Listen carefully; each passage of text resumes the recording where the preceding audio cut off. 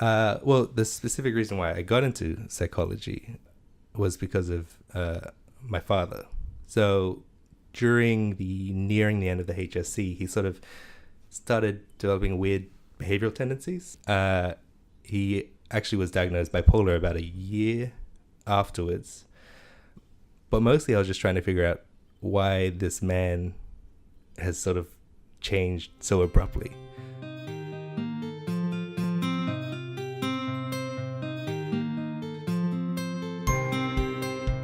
I can't think of any more human activity than conducting science experiments. The game I play is a very interesting one. It's imagination in a tight straitjacket. The beauty of a living thing is not the atoms that go into it, but the way those atoms are put together. What I always think should be the basis of education is not answers, but questions. We should teach kids how to question.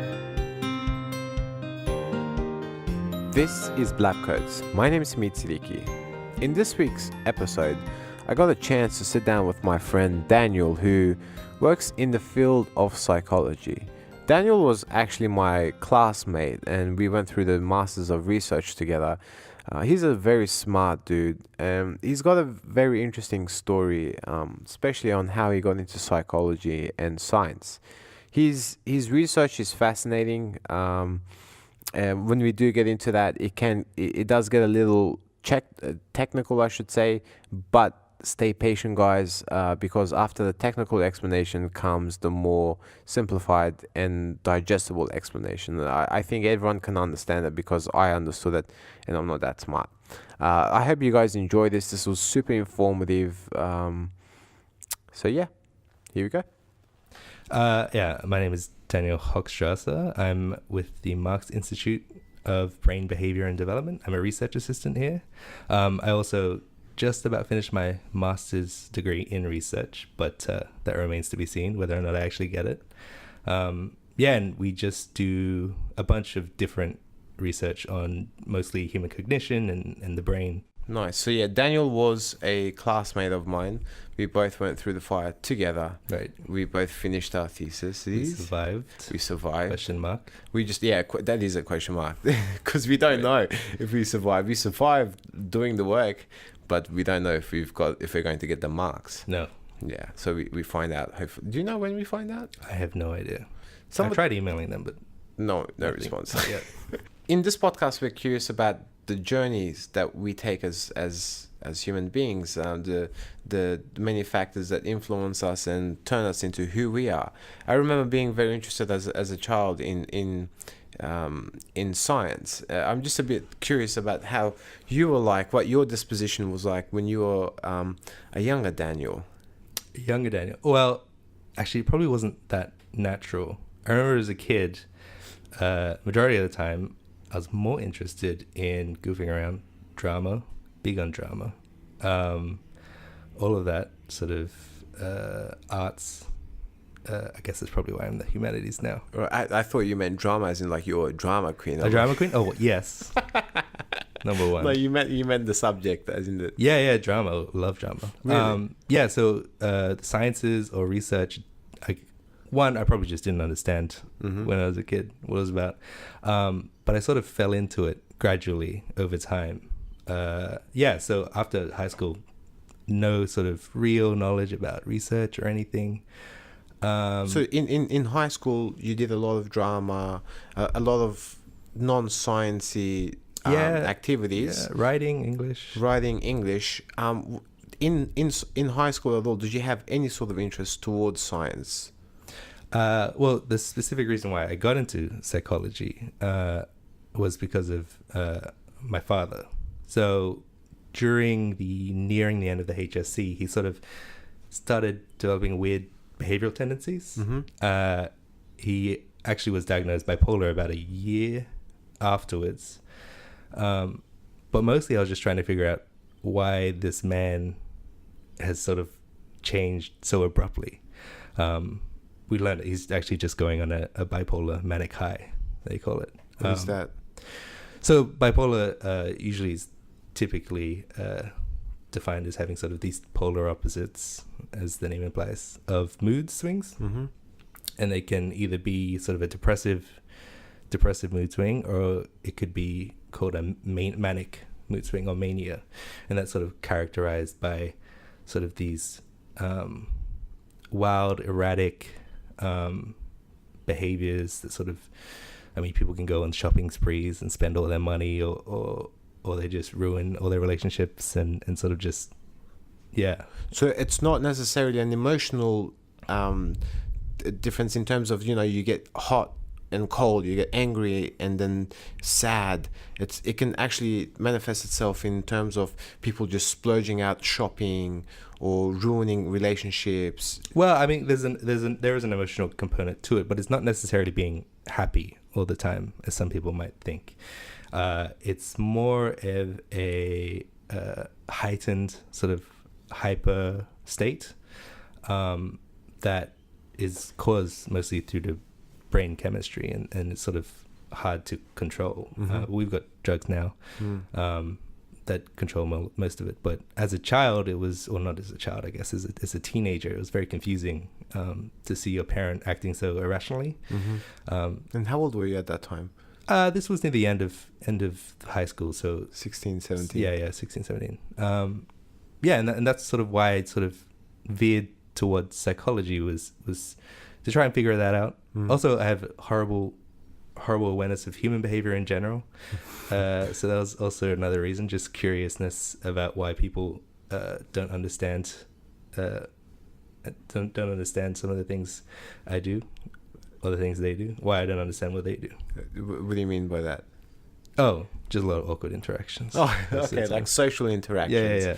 Okay, I'm fascinated by social psychology. I think it's so interesting how human beings, I'm not even sure if the correct term is social psychology, but the psychology of social interactions, I should say. I'm fascinated by why human beings interact the way they do, and just the art of it itself. There is so much involved in this.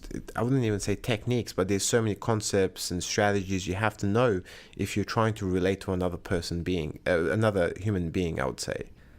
Social psychology in general sort of like detailed a lot of how human sort of social behavior is structured, and why we sort of play these roles, but also it sort of details how it's sort of an irrational sort of, there's a lot of irrational behavior to humans that we didn't really consider before. Group biases, sort of, there's this thing called the fundamental attribution error, which is this weird irrational thing that everyone does. The fundamental what? Sorry, the fundamental distribution error. Yeah, the fundamental attribution error. So that's attribution error. Sorry. Yeah, that's where when you're attributing like the reasons or the causes for other people's behavior, you tend to be more lenient on yourself. So you will say, okay, I did something wrong. It's due to these external factors that influenced me earlier that day. I was tired, right? In a bad mood. I was really in a bad mood. This guy cut me off, and that's why I was late.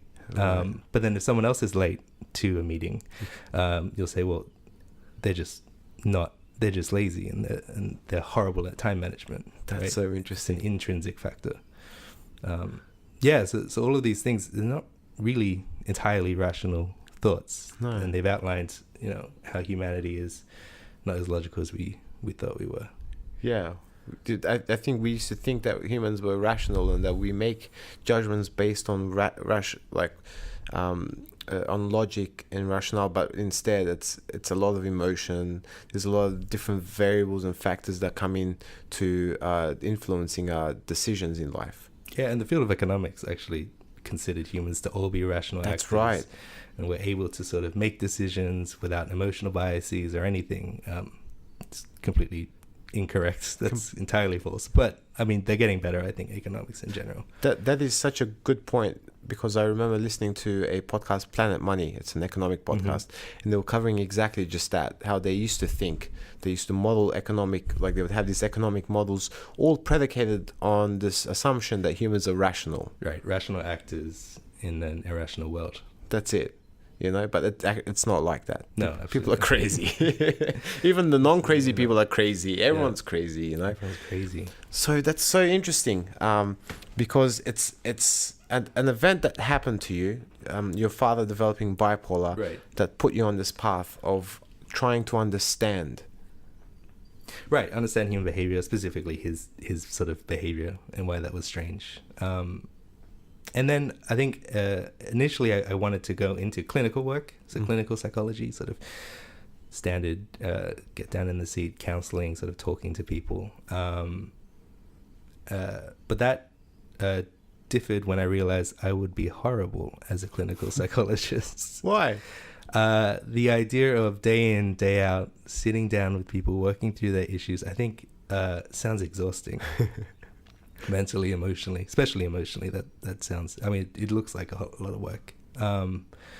So I sort of looked for other avenues where I could explore this concept of human behavior, but not necessarily purely clinical avenues. And then I sort of lucked into this master's degree, Master of Research. And there, Just a question. So in your undergraduate degree,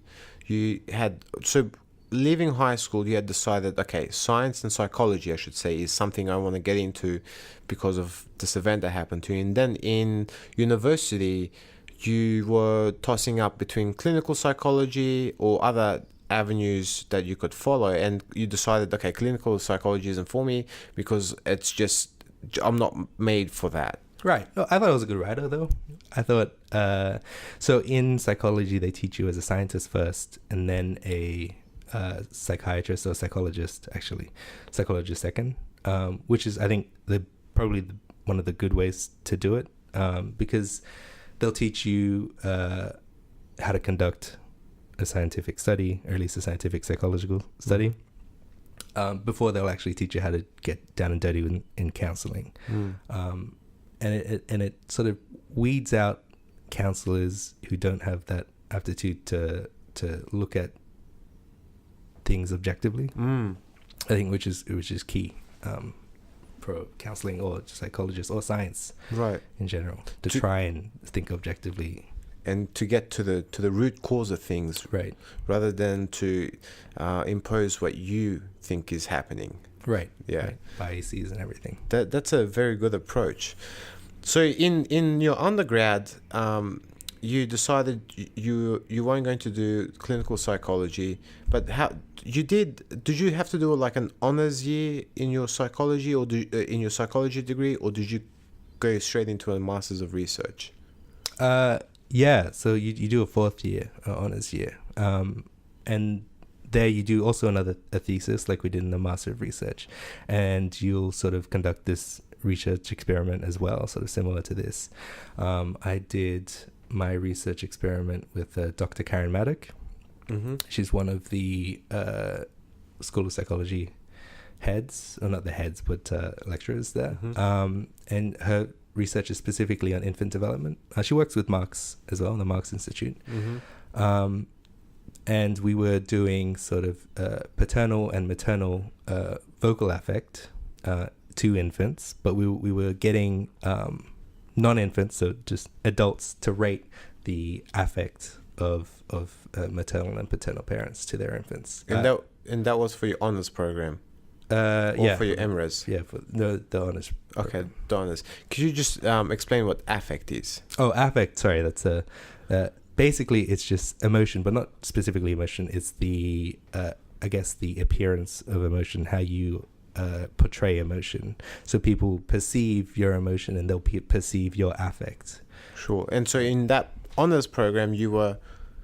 Right. So we had recorded audio recordings of parents talking to infants. And then we took those recordings, sort of identified what each parent was trying to display, whether they were enthusiastic about stuff, all sort of different emotional factors. Right, like different affects. Right, different affects. And then we had adults rate them independently. We distorted their speech so that you could only hear a certain frequencies of their speech. And then we would see if we could get people to rate how different, how effective they were on scales. And why is that type of research important? Well, we were looking at maternal and paternal parents specifically because we wanted to see if there was a distinction between how fathers and mothers portrayed affect to their infants. So how they portray emotions to their kids. Right. Because, you know, more fathers are actually being around their children more. When traditionally it was a female role. We wanted to see if there had been any changes in how fathers are producing the affect in their children. It turns out mothers still produce better affect than fathers, but it does seem to improve with more time spent with your child. Oh, that's interesting. Which is good. Yeah. So the more a father spends time with his child, right, the more they're able to communicate that affect or show more emotion. Right. I mean, it makes sense. The more time you spend with someone, the easier it'll probably be to communicate with someone. Of course. Yeah. It's harder to communicate with a stranger you don't know. Exactly. You're like, how are you today? Right. I'm cheeky. No, that's Exactly. Okay, that's interesting. So you did your honors program with Karen Matic, yeah. Matic, and then you went into a master's. Why didn't you... why did you choose research? This is what I'm curious. I don't think we've answered this question, have we? No, I guess not. I think I stumbled into it, really. I enjoyed the research component of the psych degree, and I just sort of realized I'd probably be miserable counseling. So I guess sort of like Forrest Gump, I just stumbled into a research degree. I sort of looked at my options and figured out, well, what did I enjoy while I was actually doing my degree? And I enjoyed that rigor and scientific method of reducing things to their variables and then testing people and then getting an answer out of it, which is a lot less messy than, say, counseling. That is what you just said right now. I think that's beautiful because a lot of students in high school and even undergrad, they may not know where they want to take their lives. Right. And the way you just summed it up, reflect on what you like and just follow that. I mean, that was basically it. I mean, I don't think anyone truly ever knows, except for some couple 1% of the geniuses, what they will be doing or what they want to do in the future. But you just got to be a bit introspective about where you want to go or what you want to do, and then sort of follow that wherever it takes you. At least that's what I'm trying to be doing. Nice. That's really cool. I guess what I need to ask you also is, besides that, your father becoming ill and developing bipolar, did you have any scientists or any science programs that pulled you towards science or inspired you to even consider it, even as a young child? Even though you didn't consider it fully, was there anything that kind of pushed you towards this direction looking back? Oh, I hated science initially.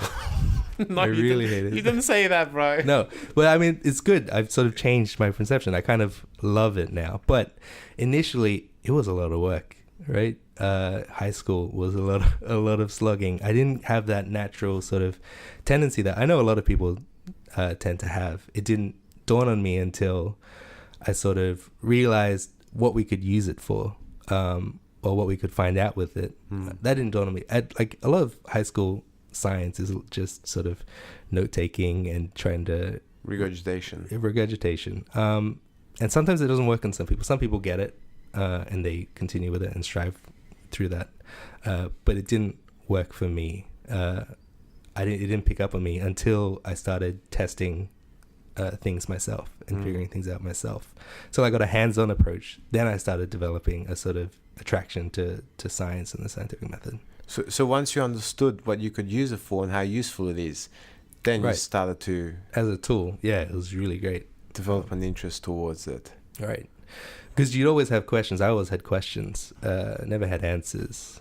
And then I never really put two and two together. Oh, this thing allows me to answer some of my questions. Right. Wow, that is so cool. Right. That's a cool thing. That's interesting. You went from hating science to becoming a psychologist. Right. What a researcher now who's going to become, a doctor. You're planning to do it. I mean, that's the aim. We'll see. where it leads. That's the game. That is fantastic. It's good to, and that tells me that people who think that they hate science in high school don't rule anything out in high school. I tell this to my nephew. He doesn't know what he wants to do.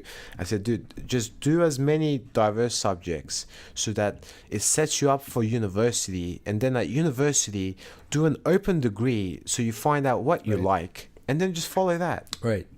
Your listeners probably don't hate science. It'd probably be the opposite. But if friends of listeners or anything, sort of, if you know anyone who has this natural aversion to science, don't make them listen to me, but make them realize what science can do, or how they can use it in their, I don't know, daily lives. Who knows? But it's not. Yeah, it's not something to shy away from. I think you should need to confront it. Right. Did you also perceive science to be difficult when you were in high school? Like that's like, oh man, there's so much work involved. Yeah. I can't understand this, or this is over my head. I think it was a bit overwhelming. So that's probably why I shied away from it. And so I just sort of avoided it. I mean, I would get fine grades, but it's just like, it was a lot of work getting fine grades during science. So as the time came where you could choose your electives, I'm like, just no science at all. It was drama, arts, anything I could do to avoid it. Do you think if you had a psychology subject available in high school, do you think you would have fallen into that? Do you think you would have done it? Yeah, maybe. I think I might have acknowledged it further. I mean, human behavior has always sort of been interesting to me. So it might have actually helped. I think Victoria, Melbourne, tends to have a few actual sort of high school units in psychology, but around Australia, no, that's not really a thing. Wow. Yeah, I think they should introduce that. I mean, I think it's mandatory not mandatory, but maybe even just as an elective. I mean, it's good to know, even if you don't use psychology as a career or professionally, it's just generally good principles to figure out in your day-to-day life. Yeah, how your brain works and how people think. Right, how people's behavior are formed. Why they think the way they think, exactly. Right, their cognition. It gives you a lot of insight. And I think, they have subjects like photography, which is like, what the hell are you going to use photography for? Well, I mean, it's useful. Selfies. Right? Yes. Oh, no. I don't think you need a photography class. Social media is huge. Oh, God. Oh, my goodness. We have Instagram because it's Insta. Yeah, people making a lot of money on Instagram. Yeah. But they didn't have to take photography classes. Maybe they did. I don't know. I'm just talking out of my ass. But the point I'm making is that if they're willing to, offer photography, I think they should offer a subject. Right, no, at least. Of psychology. Yeah, I think it'd be so interesting to I had another guest who is in the humanities and social sciences, and she's doing a PhD. Her name is Brittany, and she said how she did a project on Freud in year 11 or year 12, and that turned her on to psychology. Freud turned her on. Yeah, and he turns most people off, to be honest. Those aren't good choices of words. No, Right. I think what she was saying is that there was a lot of misconceptions about Freud and thinking that he's antiquated and outdated, whereas some of his theories, I think you can still use it to understand human behavior. And she said that during that time, when she was reading, she's like, yeah, this kind of makes sense. I could see like it as one form of argument, as one type of argument, it makes sense. Right. I mean, there's a lot of problems with Freud, but what he was trying to get was some sort of fundamental truth about the human condition or human behavior, I guess, in general. And I can't really fault him for that. So I can understand sort of like if you look at Freud's sort of theories, there is sort of elements of human truth, unfounded, but elements of human truth that are really fascinating and sort of interesting reads at the very least. But now no one sort of listens to. Was he not the first psychiatrist or psychologist to actually listen to his patients? Prior to that, people would have because prior to that, I believe, to that, people would have mental fits, and then they would come and give them shocks, or like they would give them a drug or whatever. And Freud recognized that just by listening what they're having a mental fit about. Freud was pretty much the first psychologist. I think all those shock therapies and sort of came after him. Those are even darker days, maybe, Really? than Freudian. Yeah, Freudian was one of the I thought the shock stuff was there before him, and that he came in and made people realize that he had this observation. I could be completely incorrect, but he observed that when he listens to people talk about their problems, that the problems themselves just resolve itself. And so he thought that maybe there's some underlying issues where you have these problems swelling up in the unconscious, and then if you need to blurt release them them, out. if you just release that pressure, then those issues just go away.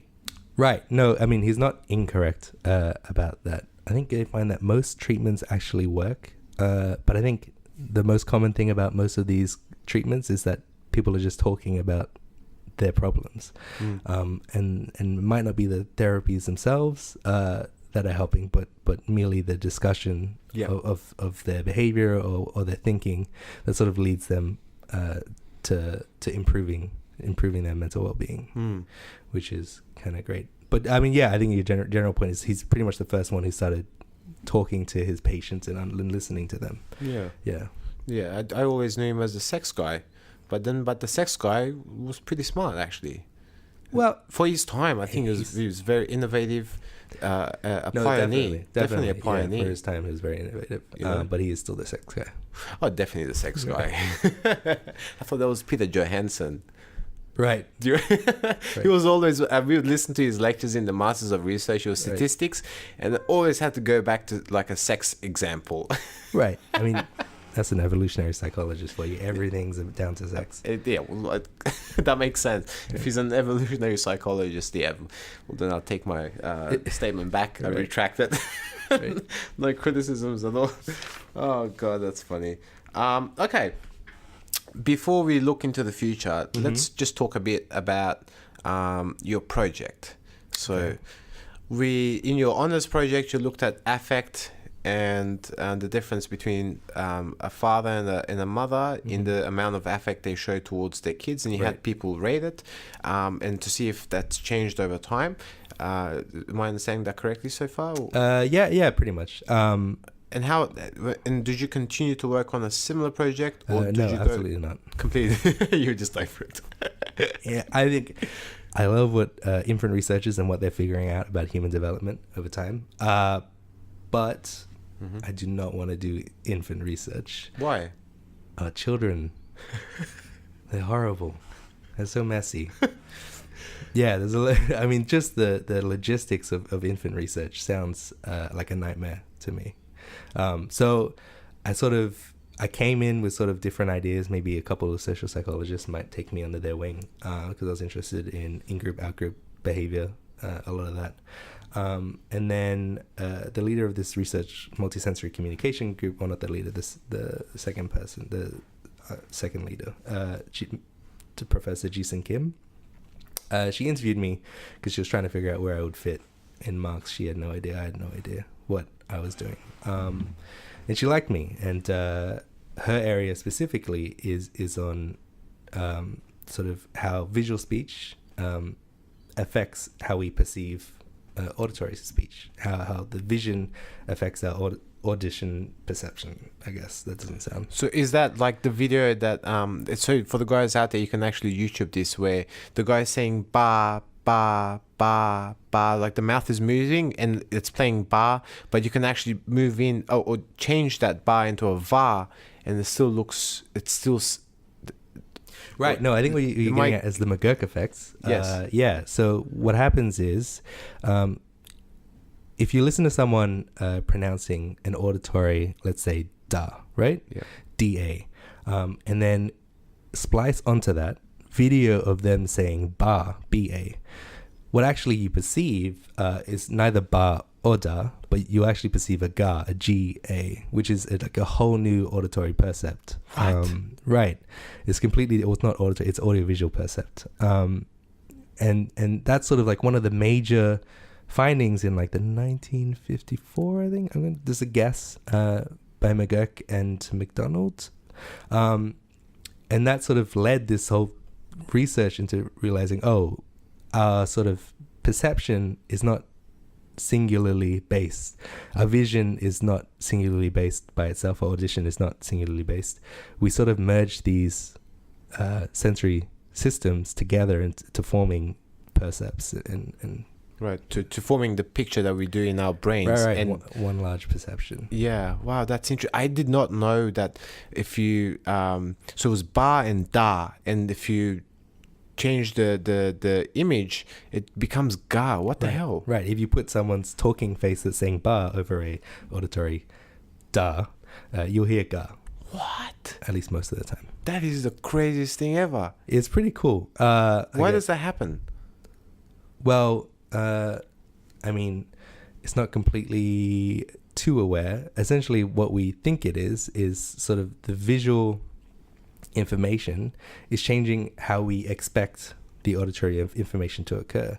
And we tend to perceive sensory information categorically. What do you mean by that? So if you actually think about an auditory sound, right, it exists on a spectrum. There's no real definite between when a ba becomes a da, but we perceive it categorically. We know when a ba is a ba, and we know when a da is a da, and that shift is almost immediate. But if you were to say get a audio recording of a ba and then change it into a da using this computer magic that we have slowly, we will gradually over time, there will be some undefined point where we will just start automatically seeing that ba as categorically a da. So yeah, we see things in categories. So if the visual information is providing something counter to the auditory information, we got to fix that.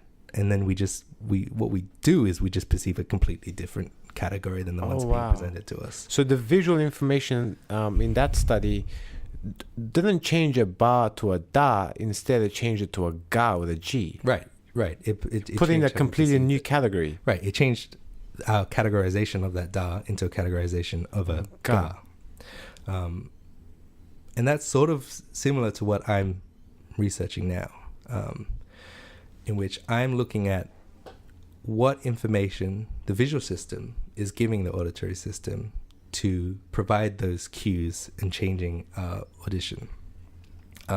Specifically, I'm looking at how our visual information predicts our auditory information.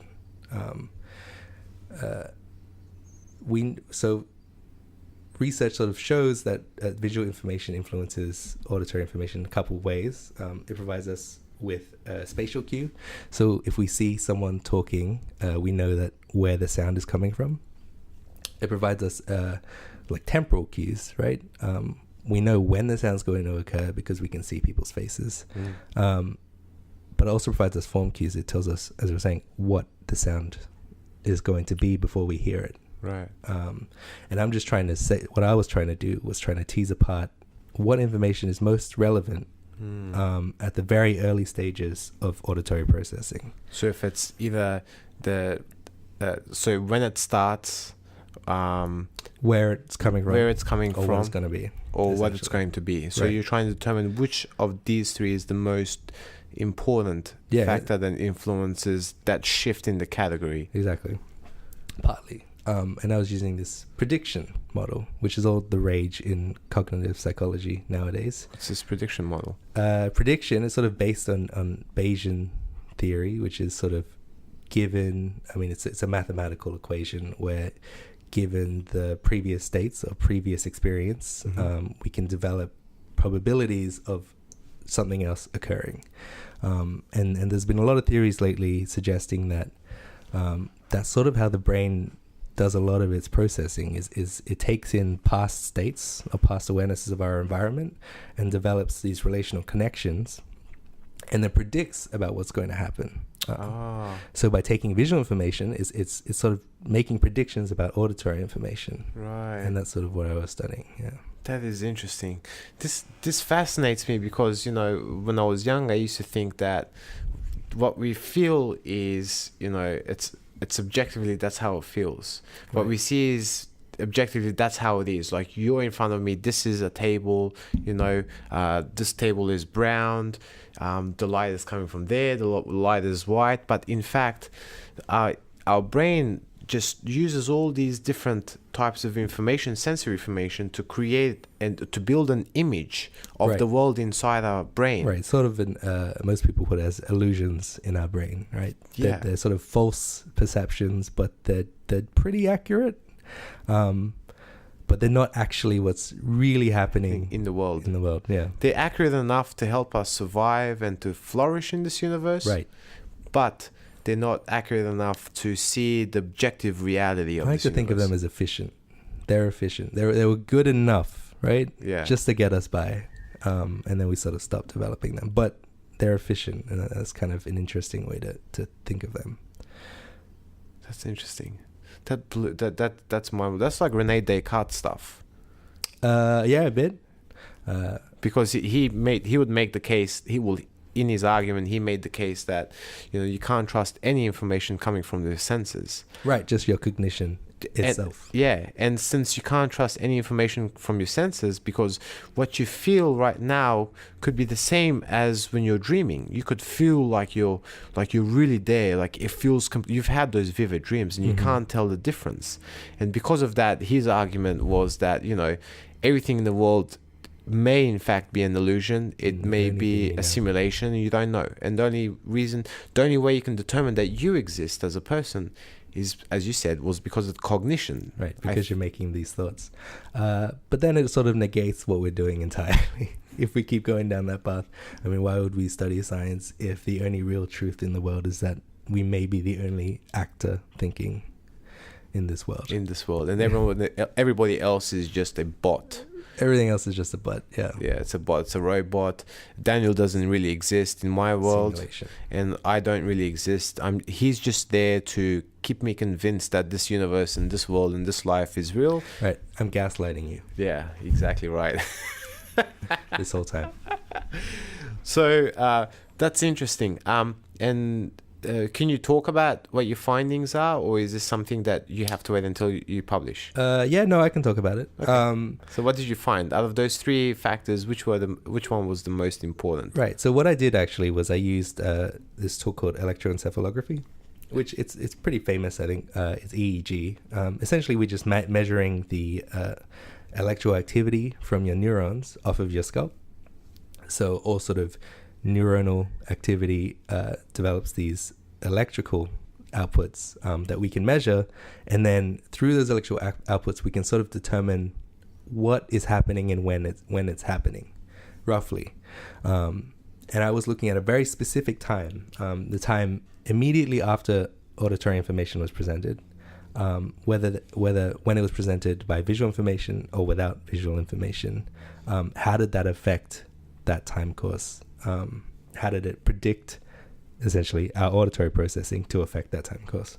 What do you mean by the time course? Time course as in sort of the magnitude of electroactivity, the amount of electroactivity. I see. And when it's happening. So when that electroactivity is happening, because... So what you did was you gave them the audio and they listened to it, and you looked at the electric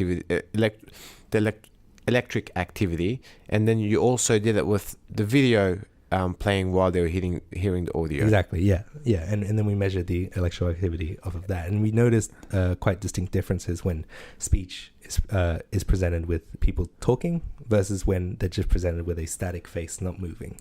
But what I added to that was, because I wanted to test whether the what information alone could influence our auditory processing, I included another condition where I put orthography or writing, right? So I put writing of just ba or da in front of participants, and then I also put orthography or writing from a different language script. In this case, it was Korean, to see if whether seeing English in front of them when they heard syllables, whether that would influence their auditory processing more than, say, hearing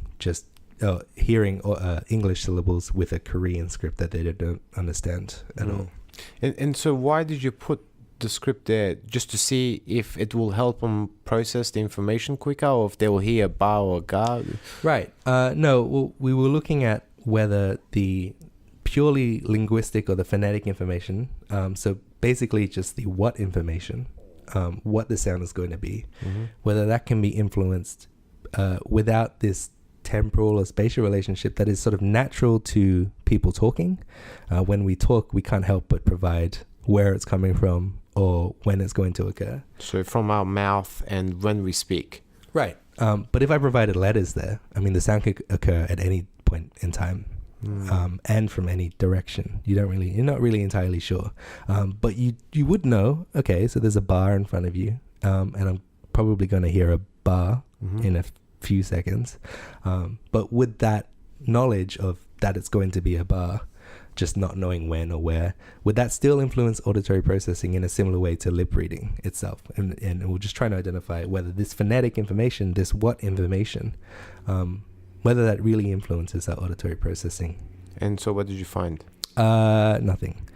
So it doesn't influence... Well, it does. No, it does. There have been studies before, not using the same design, that sort of looked at how orthography affects auditory processing.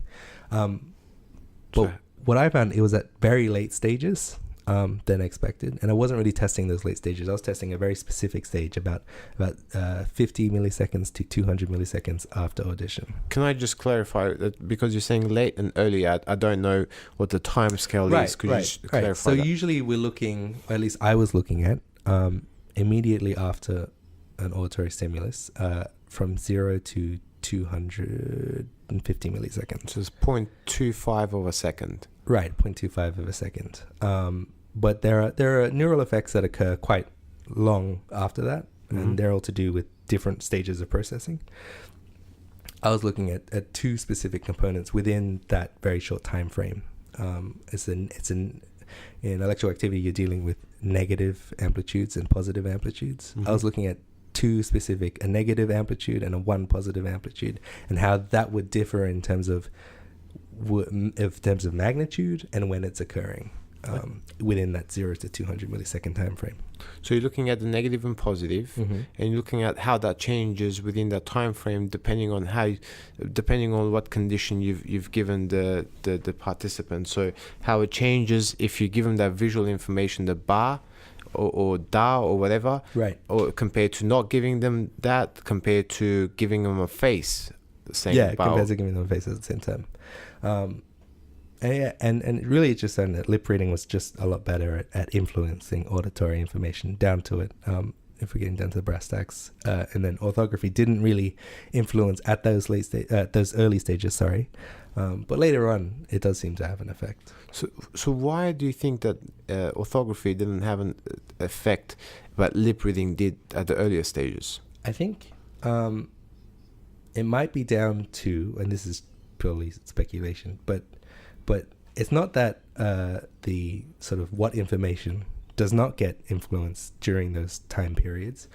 I think it might be necessary for you to have that established relationship between the when, what, and where it's coming from, for there to actually show this enhancement or this influence on auditory processing. So you're saying you need all three? It's possible that you might need all three for it to actually, or at least you might just need the timing and spatial information to actually figure out what is going to be said at that early stages. I see. So that means that it's very hard to tease out. Right, it's extremely hard to tease out, and there's a lot of my research is trying to figure out different new sort of ways to disrupt speech, and in order to tease apart which factor is most important when we're processing auditory speech. Wow, and this is why I was talking to my friend Alex, who I'm doing the podcast with, and I said, this is why psychology is so cool, because you guys have probably a task that's 1,000 times harder than the people in the hard sciences, because you have too many variables to deal with, and the factors or the stuff that you're studying is so complex, so much more complex than what we have to deal with cells, and chemists with chemicals, physicists with the most fundamental aspects of the universe. So easy to work with, but psychology is the most complex thing in the universe. No, it's difficult. And then it's sort of, I mean, that's why sort of people were trying to sort of downplay psychology as a science, and it's understandable because I mean, it's just such a messy sort of thing to try and measure behavior, because it's influenced by so many different factors, and it can be done completely wrong. There are plenty of people who do psychology wrong because they don't think about the possible variables that might be actually causing behavior. Yeah, they haven't considered other possibilities, and they are convinced that this is the one. But in fact, some other psychologist might come here, like, hey, why didn't you consider this? Right, exactly. Couldn't this be explained by your experimental design? Actually, I came across this study by some computer scientists, so people from the STEM field, actually conducting a somewhat psychological study, but doing it horribly.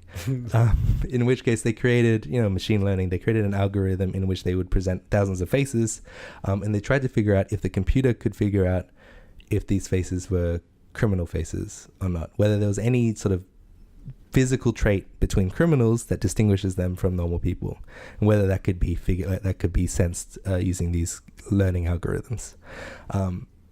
But what they did is they just took mugshots, essentially, from, I think it was done in China, from the Chinese government, and then just took random photos online, and they got thousands of them. So they got thousands of mugshots and then thousands of random photos online, and then they sort of put it into this learning algorithm, and they figured out that what makes a criminal is right in the middle of your brow, in between your brows, and that bridge between your nose and your lips, to the points of your lips where you can smile. To the sides of your mouth. Right. They figured that criminals would have a larger one, right? The corners of their mouth would be down lower than non-criminals. What's really happening is criminals and mugshots don't smile. Yeah. So they're not smiling. And the computer figured out, these people aren't smiling. Because they're getting a mugshot. Because they're getting a mugshot. So these computer scientists published this article in one of these computer. I can't remember. It's probably all fake now that I can't remember. They're not just fake news. Trump. It's right. Trump all over again. But yeah, they just didn't consider, what it's really picking up is just emotional. So, I mean, they've developed a pretty good learning algorithm to determining emotional differences. That is hilarious. This is why you need a psychologist who thinks about this sort of all these other variables that people from the hard sciences may not be aware of. Right. No, we failed so many times. Psychology as a field, we figured it out. We know when. We know how wrong it is to sort of try and assume a bunch of things without looking at all the different variables properly. Yeah.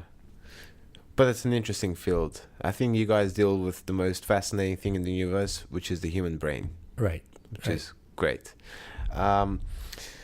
Okay, I suppose we've dealt with the past. Mm-hmm. We've talked about the present. Mm-hmm. Just a few questions regarding your future. I think I might need a bit more introspection. No, I think you come across as a very introspective person to me, Daniel. Looking into the future, what are your aspirations? What do you want to accomplish with your life? 5, 10, 20 years, whatever. Aiming for a Nobel Prize.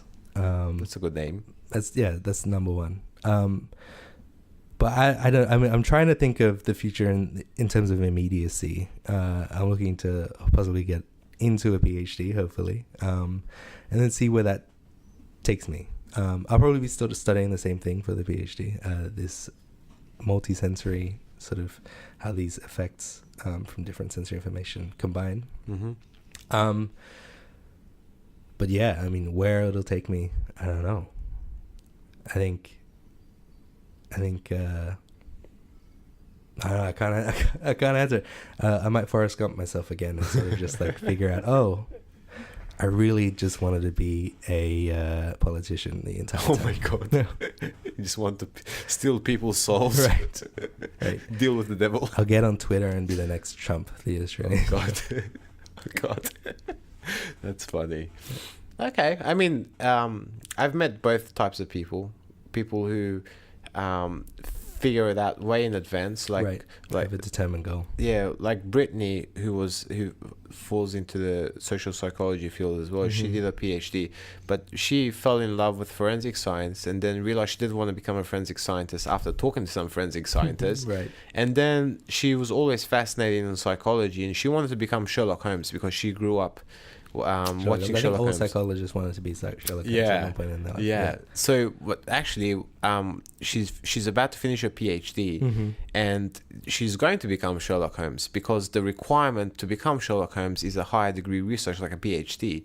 So she'll be like a consultant. A detective consultant. Yeah, so Forensic psychologist. I thought that's such a long game. I mean, you've been planning this out. This is going to be more than 10 years, and I said that is admirable because I don't.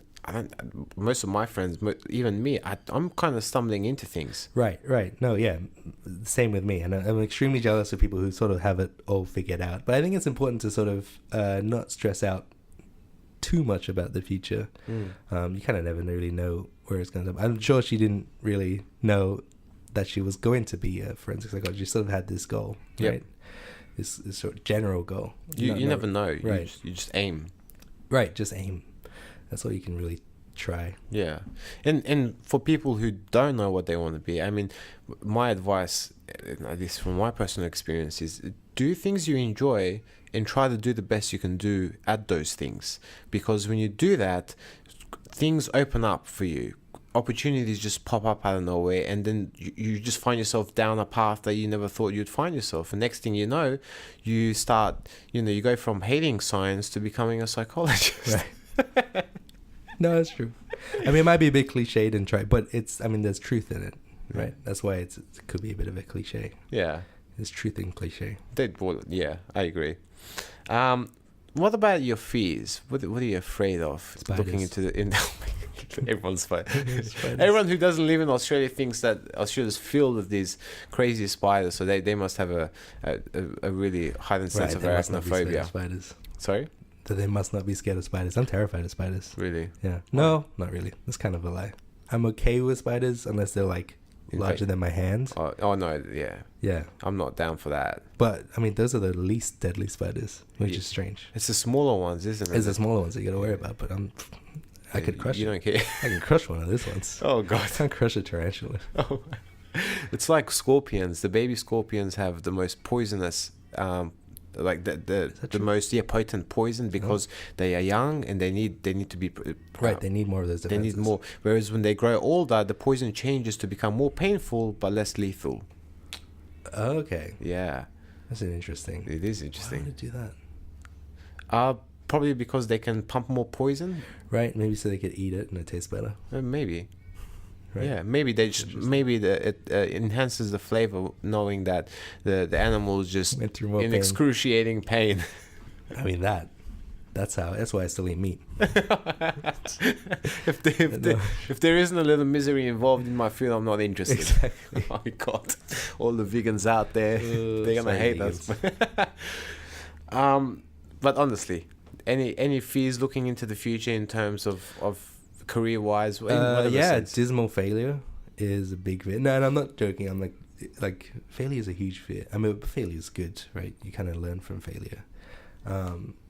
But always, whenever you do a new endeavor, you don't know if you're going to succeed. Or I guess this is also a bit more cliched, but I mean, you just can't give in to it.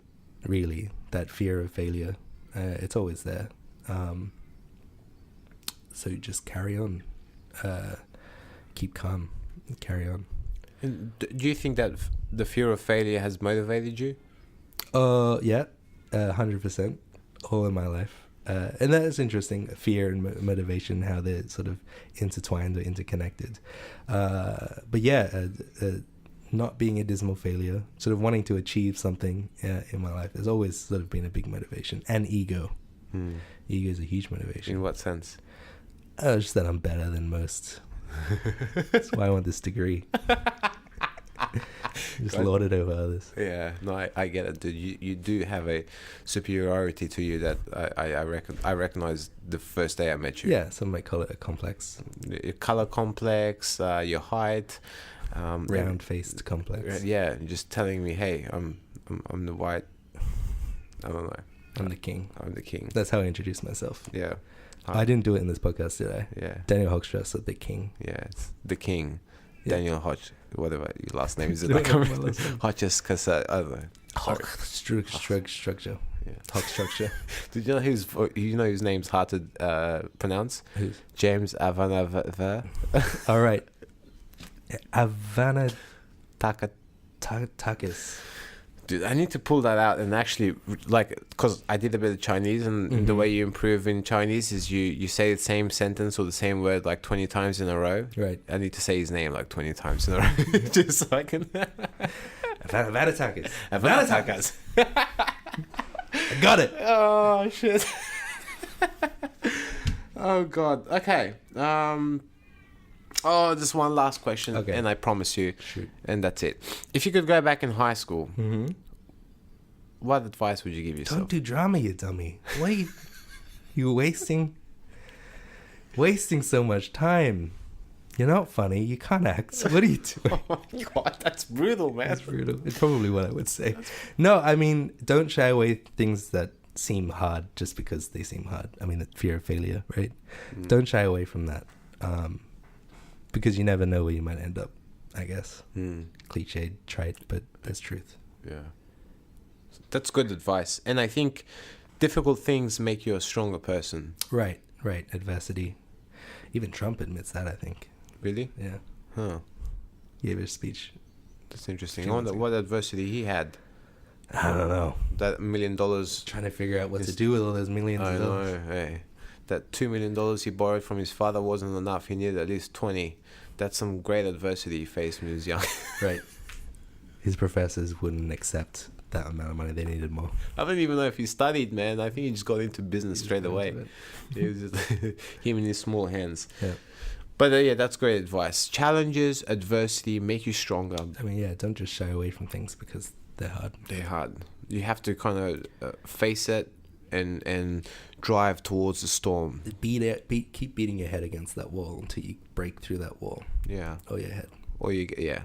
Don't do that. You might get CTE. Right. And the next thing you know, your brain isn't working. Yeah. Your endocrine system's jacked because your pituitary gland... Is it pituitary? No, your hypothalamus is stuffed up from all the trauma that you put through it. And now you have depression because you have no testosterone. It's going to be morbid. Oh, man. Okay. I think that's everything. Right. I want to thank you for being on the podcast, Daniel. Thank you for having me. It was really fun talking to you. That was good. I appreciate it. I enjoyed it. Yay. Okay. Cool. Thanks, Daniel. Oh, shit. We're in for now, dude.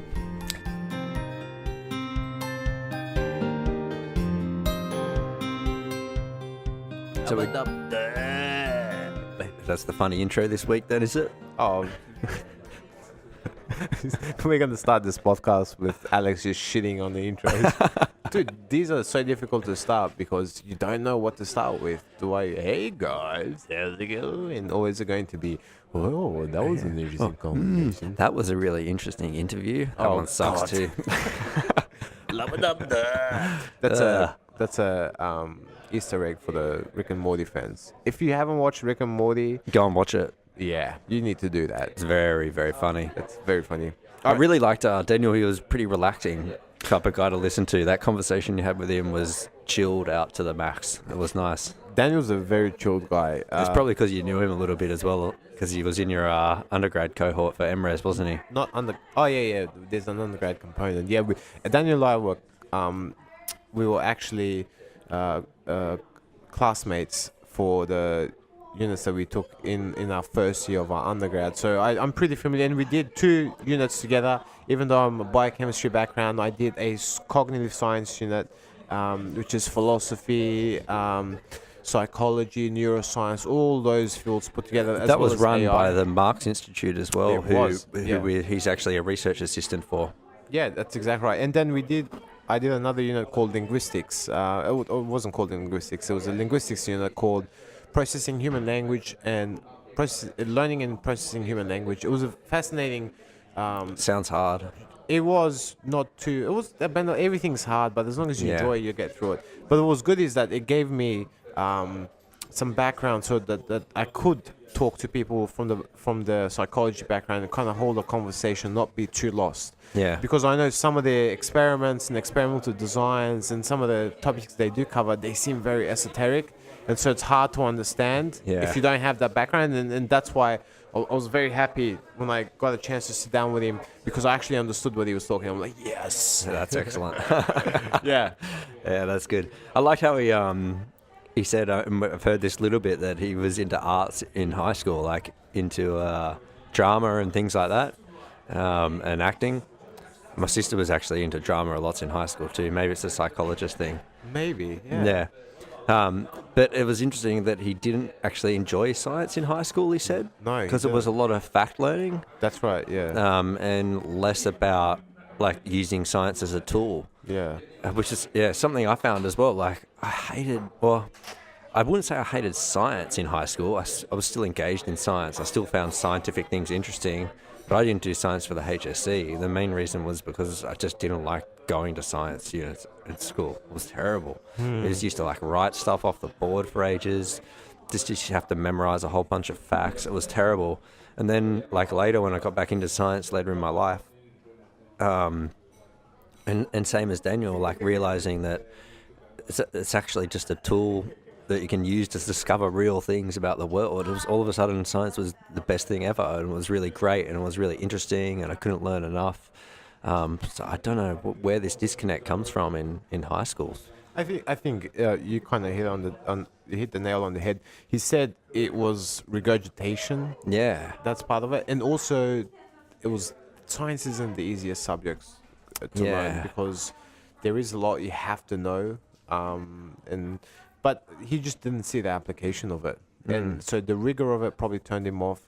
But interestingly, what turned him on to science was what happened to his father, who developed bipolar, and all of a sudden now there was this impetus for him to get into psychology in an attempt to understand what is happening. I think you nailed it then with it was an attempt to understand. So when he realized, and that's what got him into the psychology about his dad, but when he realized that science and research was an attempt to understand, that kind of invigorated his passion for the subject. So maybe that's what we need to instill in kids in high school, rather than going straight for the whole bunch of facts. Like, sure, you need to know the facts as well to have that good grounding, but rather than going straight for just the facts, maybe we should approach it like showing them that science is a way of understanding stuff. Sure. And he said, once he saw how it could be useful, because he said as a child he had questions. Yeah. And he didn't realize that he could use the scientific method to answer those questions. Exactly, yeah. And as soon as he realized that, he's like, oh, what? How great science. Yeah, he loves this is it. the shit. Yeah. Okay. So interesting that he hated like science and research to begin with, and then ended up getting into psychology and getting into research. Yeah. And it's interesting, like you mentioned his dad as well, but how people in sometimes single events in your life can really change the course. I had another student who was trying to do science because they had, I think it was her mother had cancer, so she was trying to do science, enrolling as a science undergrad to understand about cancer. So I guess a similar story to Daniel's, where he's gotten interested in psychology because of his dad's condition. Yeah, there's a need. There's another dude who developed a test for pancreatic cancer. I believe it was pancreatic cancer. He was like some high school student. You probably have heard of him. He gave a TED talk as well, but like a uncle figure in his family, or in his life, I should say, passed away from pancreatic cancer. And I think pancreatic cancer is really, like, it comes on really quick and you can't save people. So one of the best ways to mitigate that is actually through detection. So if you detect it really early, you're pretty safe. But if you detect it a bit too late, then it's too late. So this kid spent, I don't know how, like an ungodly amount of effort and focus and time and energy towards developing a new type of test that will detect a detection technique, pancreatic cancer. And it's so fascinating because he went through like thousands of, like, he was testing for a certain protein that cancer cells in the pancreas make, and he like we have to link this in the resources page so that people have access to it. And I don't want to ruin the whole talk, but essentially came up with this like amazing detection assay kit for like that's 1,000 times cheaper, some crazy, like it's like 1 or 2 cents to do, and it's way faster. It's more accurate. It's completely mind blowing. But it all came from his drive to find out about his dad, or was it, or uncle or something. To make sure that never happens again. When you get your heart broken like that, he never wanted anyone to go through that again, and so he did everything in his power to make sure that never happens again.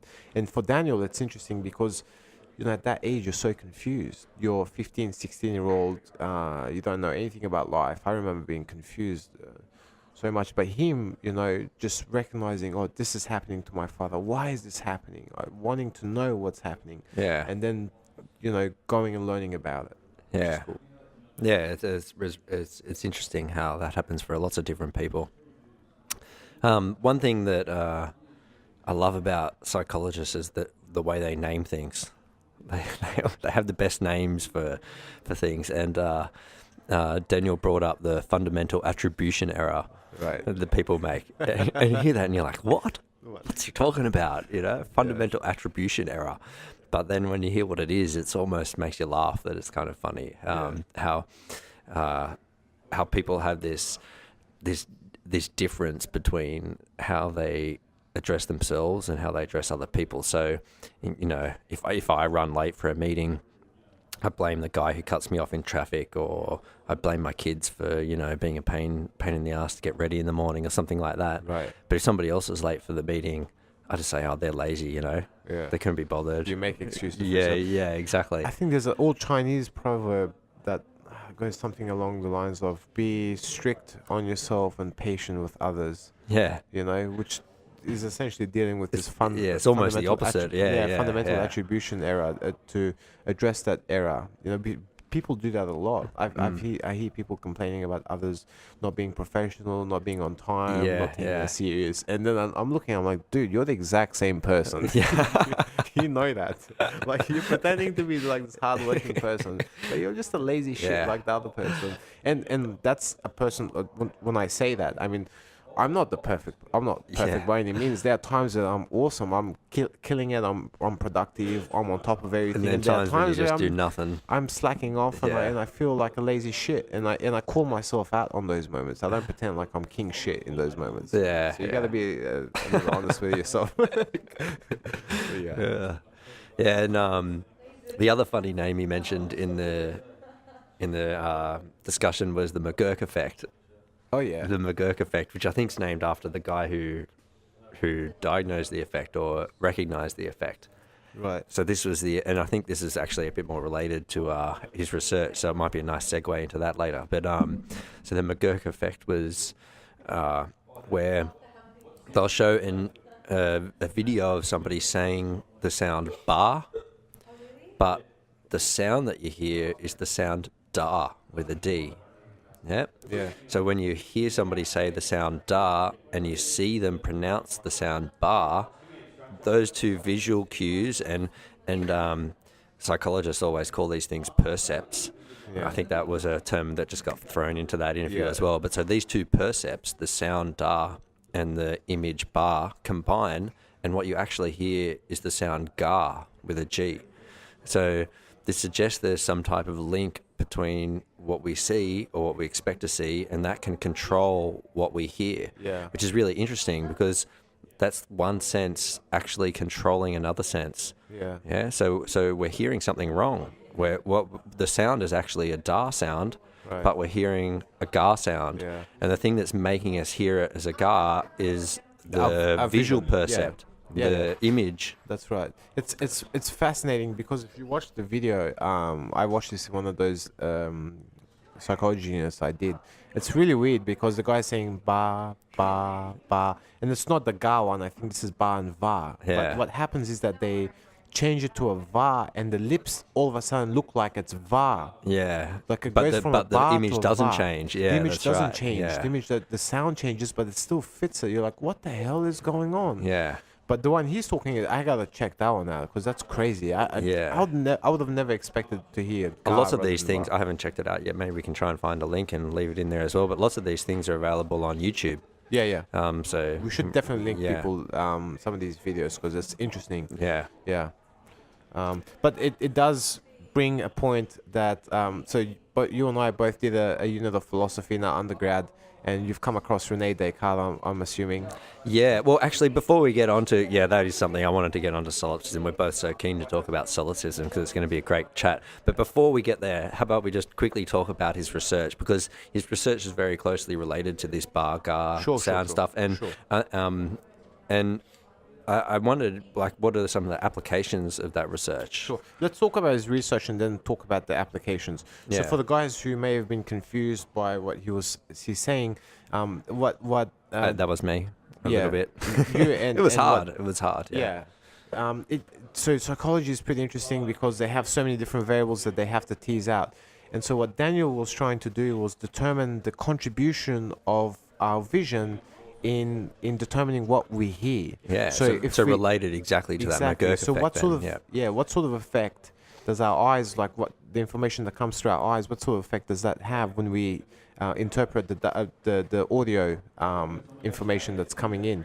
And there are three things I think that he said are important information that we get from our eyes, from the visual. Three things he was testing, wasn't it? The what, the where, and the when. Yeah. So what are you hearing? Yep. Right. The where is where it's coming from. That's your mouth. Yep. And the when it's coming out. So in time. Yeah. So what is the sound being produced, a bar or a gar? Yep.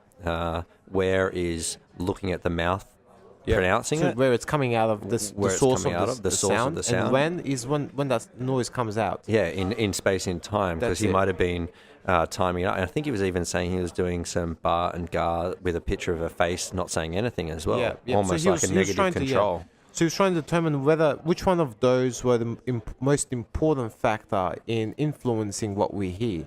So was it the what, the when, and where, right? And he did lip reading and a still image as well as orthography, which is just the writing. words. Yeah, that's right. Just to see if the what and the when, like he's just teasing out different factors from those three different variables. And interestingly, he didn't find like any specific one being responsible for this effect. Instead, he hypothesized that all three are somehow involved in doing that.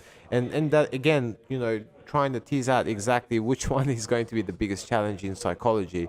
But essentially, that's all he's trying to do. He's trying to figure out how does the visual information influence the audio, the sounds that we perceive. So, and out of those, the vision, there are three variables: the what, when, and what, where. when, and where. Sorry, I'm forgetting the stuff. But it's out of those three which is the most important. Now you might be wondering, why is that important? Why even bother? Well, think about like AI. If we know how like audio is processed, if we know how vision is processed, if we know how all these percepts, as you said, come together and create the world inside of our brain, we could potentially use that type of knowledge to build smarter AI systems. Yeah. It also helps us understand about how our brain gets put together as well, I guess, because we can look at things as cell biologists, we look at things on very little miniature levels, and we work with chemists and things that's even smaller again, but here Daniel's trying to put stuff together as a whole brain. So a whole brain, how does the whole brain make sense of a world when our eyes are influencing what we hear? So we hear something, but we actually perceive it as something else. It's very interesting, and it crosses over into this solipsism thing a little bit as well, because how real is what we perceive? That is like that's a mind trip, because if you really think about it, I don't really know if Alex is right in front of it. Maybe we should go straight into solipsism now. That's essentially what I want to do. I mean, right now I don't even know if Alex is real, and Alex can't tell if I'm real. I don't know if this is a dream or if it's actual reality, just because the sensations that I'm receiving from my eyes, from my skin, from my ears, everything, they don't necessarily have to represent the real world. This could be like the Matrix. That could be linked to a machine. I was just about to drop the Matrix. That's the classic solipsism movie, I guess, from popular culture, is the Matrix. Another popular one is the brain in a vat. Yeah, How can you tell you're not just a brain in a vat sitting in some shelf in some other universe, and everything you're experiencing is in your own head? So really the problem with solipsism is this problem that all we can really tell is that something exists. That's all we can really tell about reality. Something exists. And that's us. Yeah. And nothing but us. Yeah, a mind. Yeah. That's it. Rene Descartes said, I think, therefore I am, or something along those lines. That's a big issue if you want to, like, Yeah, well, I don't... lead your yeah. life. I mean, how could you go ahead, like, live a normal life when I'm looking at you, I'm like, man, this guy isn't really my partner. He's just an actor. He's like some simulation dude trying to trick me. Yeah, it's really interesting because Daniel actually said that. And I don't have a problem. I'll explain why in a minute. But I found that really interesting that he said...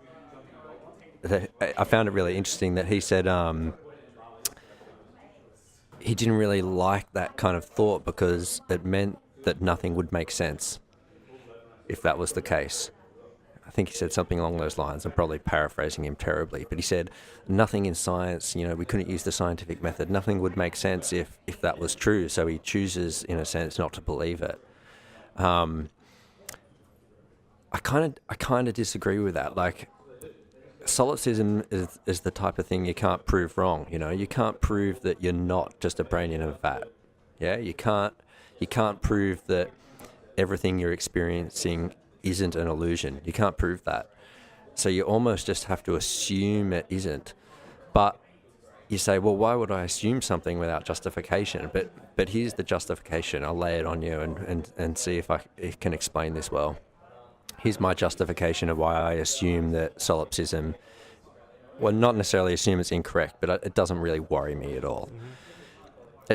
If you're a brain in a vat, and if you're not a brain in a vat, what you're experiencing is still the same.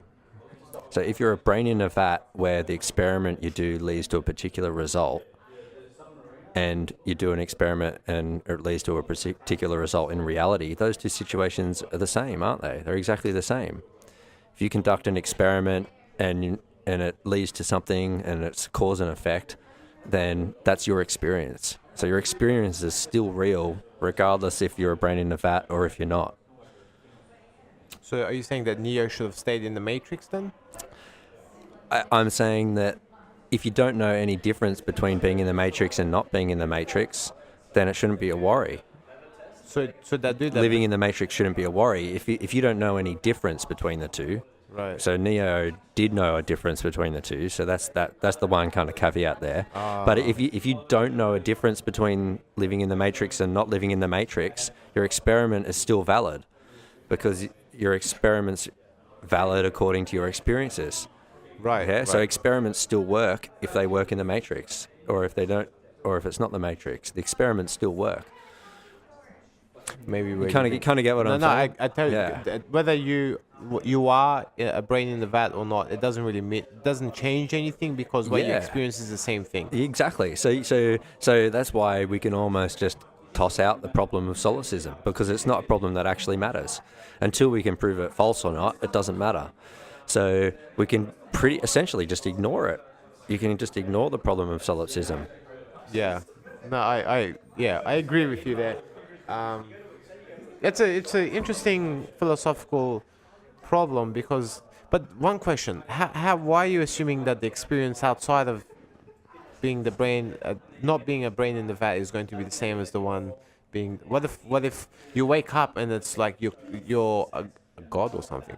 I don't know. Yeah, well, that's the caveat, isn't it? It's if you wake up and you realize that everything your experiences is different, then you've got a whole lot of new experiences. So you've almost got to start from scratch then, don't you? So if I wake up and I find out I'm Neo and I find out that actually I was just a brain in a vat and actually everything I did know is false, then you've almost got to start from scratch and relearn your reality again.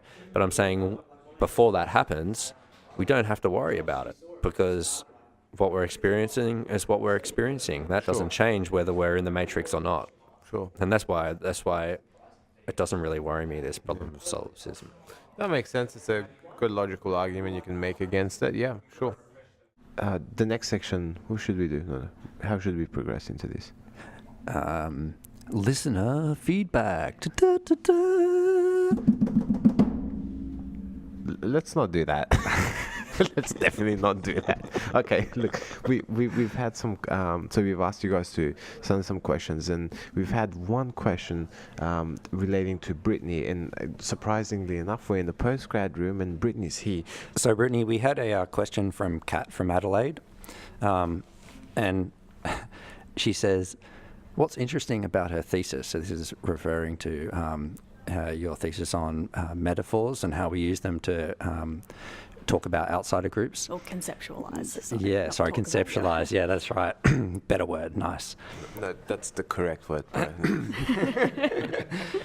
So Kat says, what's interesting about her thesis is she had no positive metaphor comparisons of any kind, so she couldn't measure her findings objectively. So really, she's put her own metaphors onto the groups who put metaphors onto the groups, confirming her idea with her own bias. What do you guys think about that? I think there's probably some misunderstanding over there, and that's why we have Brittany, who's going to clarify what that question is. Let us just give it to her as well, so she can look at the question if she needs to be. So does it mean if you're just looking at negative metaphors, is that just because that happened to be what was there, or is it you've kind of just focused on that only? Yeah, yep. Sorry, it's a bit of background noise. Yeah. We're trying this episode in the postgrad room. We thought the background noise would be really nice and atmospheric. So sorry if my answer isn't as eloquent as it could be. First of all, I just wanted to thank Kat for the question. Like, I think it's really cool, and it shows a level of engagement with the podcast series, which I think is great. Unfortunately, in this situation, I think the answer is that the question itself doesn't quite apply to my research. I think, and that might be my bad too. I think our conversation, Hamid, sort of detoured a little bit into the application. It's Hamid's fault. That's Hamid's fault. Yeah, I think the conversation detoured a little bit into more of an offshoot observation that I had in my thesis as a consequence of testing other things, and how that might have social applications, if that makes any sense at all. So what you're saying is, rather than going into it just looking at negative metaphors, you went into it looking at all metaphors, yes. And you actually just found out that a lot of them were negative. Yeah, and the application of that finding to fields such as prejudice, stereotyping, dehumanization, that is more the broader context and application of my research. So just to backtrack a little bit, and like I said, it's difficult to be eloquent. About your research that took you 3 years within a 1 hour sort of time frame. And naturally the conversation detours into those applications because those are interesting and that's significant. That's the significance of it all. But just to backtrack a little bit and to provide a bit more of a better explanation, I guess, for anyone that might be listening. So the proposition that my thesis and research is testing is that metaphors are used to conceptualize outsider groups, and that's all metaphors, any metaphors. So, and part of my research, and I guess this takes another 3 years to explain in podcast format, is just finding any metaphors that may be used in language about outsider groups. And what I did find as an offshoot, as a key observation that might have applications to that prejudice, dehumanization and stereotyping domain of research, was that most of those metaphors tended to be negative. So the opportunity was there to find positive metaphors if they happened to be used in discourse about these groups. But my finding, and again, it's not a key finding really to my research, it's just an observational offshoot of it, was that they tended to be negative. Does that sort of answer? Yeah, that's great. Thanks. So your project wasn't necessarily focused on the things that I focused on in the interview. No, that's more and it's the complexity of a PhD thesis too, is that there's the hypotheses or there's the propositions you focus on, and then there's the application of those to the broader social context. Yeah. So, yeah. You mentioned, and you said something about qualitative and quantitative before when you and I were talking about it. Yeah, I was just saying that this also could be a little bit of a confusion between qualitative research and quantitative research, in that quantitative research maybe has to have this like negative to compare to and that type of thing, but qualitative research doesn't necessarily work like that, but it's still research and we can still understand things and learn things from it. So I don't know if that's actually the case in this situation, but I just wanted to throw that out there that there's a possibility. Yeah, definitely. And I think Kat's question raised a lot of really interesting questions are in that field too. So there is that kind of different framework, I guess, that qualitative and quantitative research does employ. And for the record too, my research is mixed methods, so I get the best of both worlds. Both, yeah. Yeah, and with my approach, it was the qualitative phase is more focused on exploration. It was a niche and under-researched area that I was within. So the first phase, or the qualitative phase, and looking at language for me, was all about just providing me some sort of starting point. And so, like we were saying before, when the proposition my thesis as a whole test is, are metaphors used to conceptualise outsider groups? And the first linguistic phase of that was looking at all metaphors that are used about outsider groups. So it is exploratory. The findings are by default. It's almost accidental. And then I use those findings to inform later quantitative phases of inquiry. So it's, the sort of idea of going in with a hypothesis didn't really apply to that first. Yeah, because the qualitative part, you're basically trying to explore what the situation's like. Yeah. And before you've explored it, you can't ask those more quantitative questions later that you can research. Exactly. So I think the first phase is more about, this is the way I explain it to anyone, it's testing a proposition. It's sort of saying, well, the proposition is, yes, they are used. One way that we have of potentially finding whether that may be the case or not was looking at language. And in my case, I did find metaphor use, which within this field of research could be used as evidence to suggest the proposition is viable. It's not proving anything. It's just a way of directing future research, which either corroborates or contrasts those findings. Yeah, that's excellent. Did you have anything else to add? No, I think that answers it. I hope, who was it? Was it Kat? It was Kat from Adelaide. Yeah. Kat from Adelaide. I hope that answers your question. Yeah, and I'm really sorry as well that it is, it's a question which I can't answer wholly because it's a question about a different thesis almost. It's not a question which applied to my thesis. On that note though, if, the question seems to be geared towards that maybe objectivity, reliability in qualitative research too, that's a really fascinating area of inquiry. And just to give a bit of perspective, one problem which linguistic research in this field has faced previously is how are metaphors identified in language. And a lot of the past problems that we've had are that people are just intuitively going in and finding these things, and the samples might be limited too. So just if there's any sort of further questions about, the sample reliability, even though it is a qualitative project, and those questions might not necessarily be the same as they would be in relation to quantitative research. Just to give an idea of how we might control and look at those things in the qual domain, I took a sample from, I think it was like 17 different national and local state news sources. Hundreds of people ended up contributing to my data corpus. I used a explicated and tested procedure for identifying those metaphors in language. So not that that's answering Kat's question directly, like I said, but it is answering that question. Maybe if it had been more about how did you identify metaphors in language and how can you sort of put your findings out there and assert that they were sort of reliably derived. That's maybe... But it is an interesting question because when you're outside that area of study, it is hard to go, well, how do you know what a metaphor is when you find it, and how do you do that objectively, like exactly. you say? And I think like the sort of the start of Kat's question too about and we were talking about, did my research perhaps provide the opportunity to find positive metaphors? It did, and I guess the explanation behind that is that the sample I took was thousands of words that were used by hundreds of people across many different news sources, and I had to use news sources for a variety of different reasons, but that's another podcast in itself.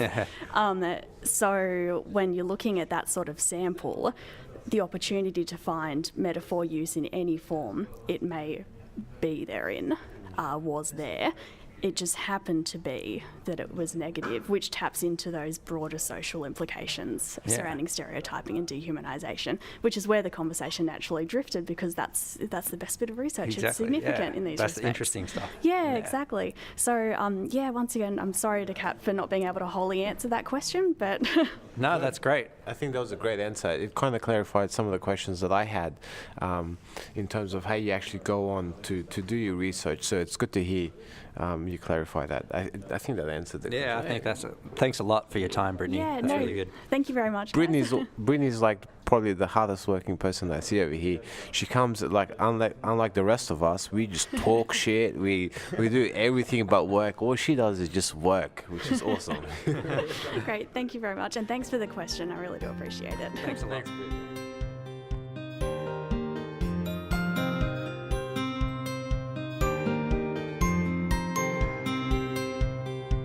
Thanks for listening to Blab Codes. Rate and review our podcast on iTunes or wherever you get your podcast, because it does help us spread the word. And if you like what we're doing here, then help us grow it by sharing this with a friend of a friend, or your mailman, even your mailman's mailman. We also want to hear from you, so send us questions or comments to blabcodes@gmail.com. And if you have any interesting questions or comments, then we'll talk about it on air.